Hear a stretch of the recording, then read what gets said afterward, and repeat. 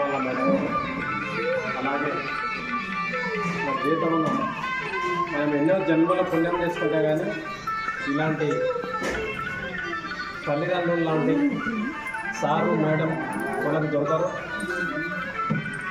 మనం ఎప్పుడో పురాణాల్లో రాముల వారి గురించి చరిత్ర చదివినాం, కానీ అక్కడ రాముని గురించి భరతుడు రాముని పాదుకలు సింహాసనం మీద పెట్టి భరతుడు రాజ్యమేలినని విన్నాం, కానీ ఇక్కడ రాముని గురించి ఈ భరతుడు ఈ జేతవనము నడిపిస్తున్న విధానము చాలా గొప్పగా మనము అనుభవించాలి. మన జీవితం ఉన్నంత కాలం మన పిల్లలను తప్పకుండా జేతవనం తీసుకొస్తే మనం ఎన్నో జన్మల పుణ్యం చేసుకుంటే మాత్రమే ఈ జేతవనంలో కాలు పెట్టగలం. మనం దీనికి 100% చెప్పగలము. వాళ్ళ ప్రేమ, అభిమానము, పిల్లలు వాళ్ళు పని కష్టపడుతుంటే అసలు ఆనంద బస్వాలు ఎంతగానో వస్తున్నాయి. నాకైతే నేను 6 నెలల్లో 3వ టైము జేతవనం రావడం.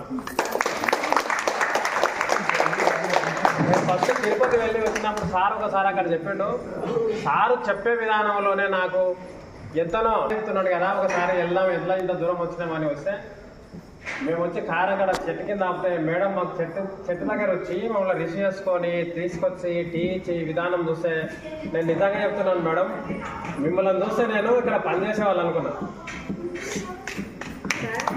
మేడం ప్రతి మనం తెలిస్తే నా కళ్ళకు నీళ్ళు వచ్చిన ఆ రోజు ఆనందంతో ఏంటి అసలు ఇంత ప్రేమ మనం నేర్చుకోవాల్సింది ఇక్కడ చాలా ఉందని సంక్రాంతి సంబరాలకు చాలామంది మా ఊరు నుండి 14 మందిని ఇక్కడ తీసుకురావడం జరిగింది. మళ్ళీ ఇప్పుడు కూడా దాదాపు 17 మంది వచ్చినాము. అసలు ఇక్కడ తప్పకుండా మనం వచ్చిన వాళ్ళు మాత్రం నేర్చుకోవాలి.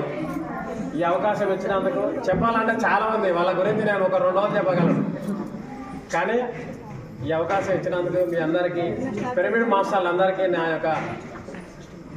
అందరికీ ఇక్కడ ఉన్న వాళ్ళందరికీ పాదాభివందనాలు చేసుకుంటున్నాను. నేను ముఖ్యంగా వీళ్ళందరికీ నేను నిజంగా చెప్తున్నా, వాళ్ళ కాళ్ళు కడిగి నా నెత్తిన వస్తున్నాను అన్నంత ఆనందం ఉంది నాకు. నిజంగా అవకాశం ఇస్తే అది కూడా వస్తుంది. ఎంత కష్టపడుతున్నారంటే రోజుకు 14, 15, 18, 16 గంటలు కష్టపడుతున్నారు వాళ్ళు. అంత కష్టం ఎవరు చేయరు. Okay madam, start madam.